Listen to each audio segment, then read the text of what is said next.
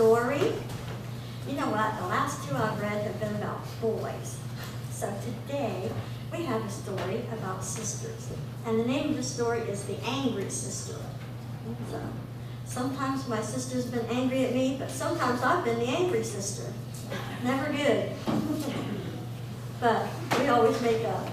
We still like each other after all these years. Let me show you the picture. There's the two sisters. What does it look like they're doing? Running through the house. Probably not going to be a good thing, is it? The sound of pounding feet echoed throughout the house. 6-year-old Ashley leaped across the room and tagged her sister on the back. "You're it!" she shouted. Chelsea, who was 2 years younger, spun around and began chasing her sister in the opposite direction. The two girls slid across the hardwood floors, squealing and laughing. Their mother was talking on the phone when they came flying through the kitchen. She took the receiver away from her ear for a moment. "Calm down, girls, you're going to break something," she warned. "Don't worry," said Ashley. "We won't break anything." She clutched the door as her legs swung into the next room. Chelsea wasn't fast enough to catch her big sister, so she stopped running and hid behind a bookcase. When Ashley walked by a few minutes later, Chelsea jumped out and grabbed her around her knees. "Tag!" she yelled. "You're it." She stood and soon began to giggle and run the other way. Ashley couldn't believe she'd been outsmarted.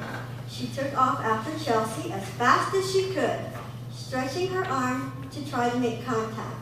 Suddenly, she tripped over a footstool and fell against her sister, and the two girls plunged to the floor, knocking down and breaking a crystal lamp. Chelsea immediately began to cry. When Mother came into the room, she found both girls sprawled on the floor, surrounded by glass. "What have you done?" she exclaimed. After making sure there were no cuts or broken bones, their mother leaned down and began picking up the pieces of the lamp. "This belonged to my grandma." Ashley had big tears in her eyes. "I did it, Mommy," she said, "but I didn't mean to." "You were disobedient," said her mother. "I told you to calm down and you wouldn't listen. Now you've destroyed something valuable. I'm just glad that you didn't hurt yourself or your sister." Ashley looked at Chelsea, who was still breathing hard. Her face was red and soaked with tears. Mother pointed towards the back of the house. "Ashley, I want you to stay in your room until your dad gets home," she said. "And Chelsea, you go sit in the corner until I tell you to get up." Ashley walked away, keeping her head down in shame. When she reached her bedroom, she noticed Miss Molly in her wicker chair. Miss Molly was Ashley's favorite doll, made of fine porcelain. Pretty blonde curls surrounded her delicate face, and the dress she wore was long and frilly. Mother had given the doll to Ashley for her birthday last year. Miss Molly was not a toy to be played with. She was breakable. That's why Mother told her to always be careful. Ashley sat down in the wicker chair and placed the doll on her lap. "I was naughty today," she said, winding one of Miss Molly's curls around her finger. "I didn't obey my mother, and then I broke her lamp. I just hope she isn't too angry with me." Ashley mumbled a few more words before falling asleep in the chair. She woke up when her father opened the door. He sat down on the bed, still wearing the suit and tie he'd worn at the office. "There's her daddy, and there she is with her little baby doll."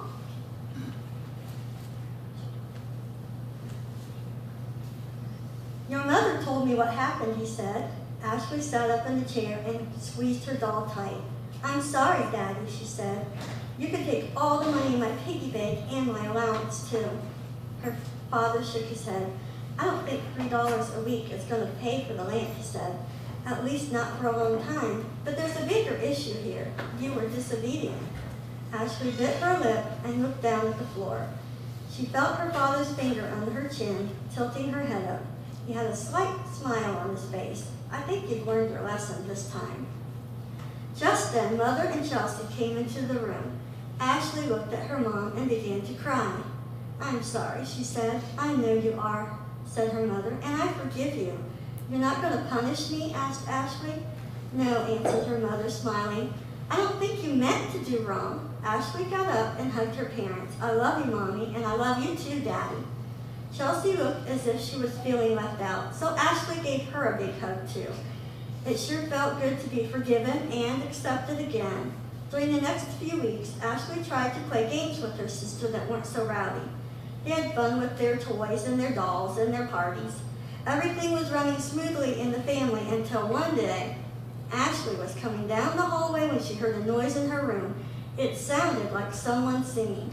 The door was almost closed except for a crack where a sliver of light was shining into the hall. Ashley put her hand on the knob and slowly pushed it open. There stood Chelsea in the middle of the room with her back to the door. She was singing a lullaby. When the wind blows, the cradle will rock. She seemed to have something in her arms as she swayed back and forth. When she got closer, she saw that Chelsea was holding Miss Molly. "Chelsea," her sister shouted, "that's my doll. Give her to me." A startled Chelsea jumped with fear. Her arms flew out, causing Miss Molly to fall to the floor. A piece of porcelain chipped off the doll's face. "Look what you did," cried Ashley, scooping up her favorite possession. She pressed Miss Molly to her chest and began to sob. Chelsea looked frightened. Her mouth was open and all the color was gone from her face. "I'm sorry," she said timidly. "Get out," said Ashley. "Just go away." She buried her face in the doll's head and cried and cried. Mother heard the commotion and hurried into the bedroom. Ashley held up her doll. "Look at what Chelsea did. She broke it." Mother surveyed the damage. "Oh, I'm sorry," she said. "What happened?" Ashley explained the story through her short breaths, trying to choke back the tears. "Chelsea isn't supposed to be in my room, not unless I say so." Mother turned to her younger daughter. "That's true, Chelsea," she said. "Why were you in Ashley's room without asking?"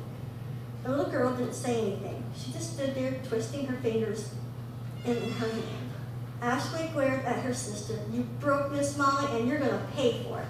I want all the money in your piggy bank." Chelsea made a face as if she were going to cry. "I don't have any." "Then I want your allowance every week so I can buy a new doll." "Just a minute," said Mother, interrupting. "We can discuss this at dinner tonight. But for now, I think the two of you should spend some time apart from each other and don't cry about the doll. Ashley will work something out." But Ashley did cry about the doll all afternoon, as a matter of fact. When she wasn't crying, she was pouting or moping around the house. By the time supper rolled around, her mood was even worse. She sat hunched over the chair, pushing peas around on her plate with a fork. "Stop playing with your food," said her father. Ashley laid her silverware down and crossed her arms. "I'm not hungry right now." "Your sister didn't mean to break your doll," said her father. "It was an accident." "But she wasn't supposed to be in my room," said Ashley, "and she wasn't supposed to play with my things, especially Miss Molly." "Chelsea apologized," said Mother. "I think it's time to forgive and forget." "No," said Ashley, "I won't forgive her ever, not unless she pays for my doll with her allowance." "Okay," said Mother, "that's fair, but I've been meaning to tell you that I want your allowance too." Ashley looked confused. "Why?" she asked. "Wasn't it just a few weeks ago that you broke my crystal lamp?" asked her mother. "It was much more expensive than your doll. Did I refuse to forgive you until you replaced it? Did I demand that you give me your allowance money?" Ashley realized she no longer had an argument. She sat in silence for a long time, just staring at her plate. Finally, she looked at Chelsea and sighed. "Okay," she said, "I forgive you, and you don't have to pay for breaking my doll." The corners of Chelsea's mouth turned upward in a huge grin. She got up from her chair and hugged her sister around her neck. "I'm really sorry about Miss Molly," she whispered. "We'll take her to a repair shop tomorrow," said Mother. "They can fix the damage so she'll be good as new." Ashley squealed with delight. "Thanks, Mommy," she said. She took her sister by the hand. "Come on, let's go and play." "Wait a minute," said her dad. "You need to finish your dinner first." Ashley made a face, and she said, "But do I have to eat the peas?" Her father smiled and let out a deep breath. "Not tonight," he said. Here they are. They are hugging. And you know what? There's a story in the Bible about a man who owed a whole bunch of money to the king. Bunches of money that he couldn't ever pay back. But the king forgave him.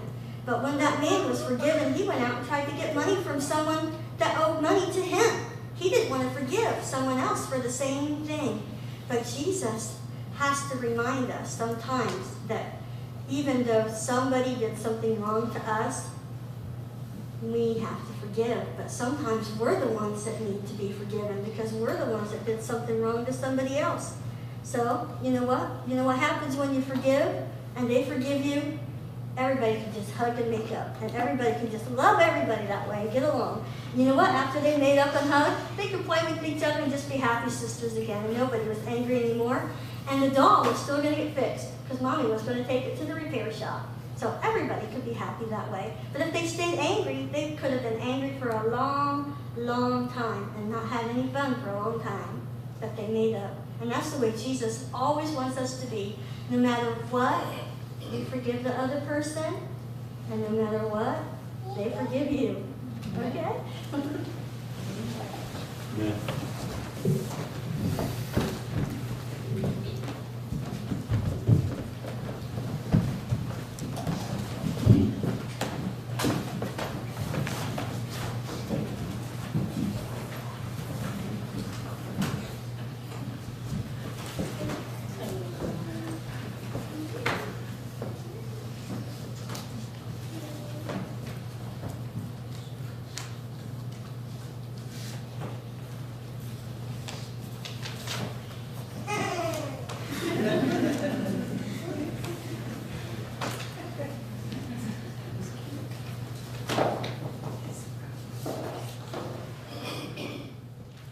It's prayer time.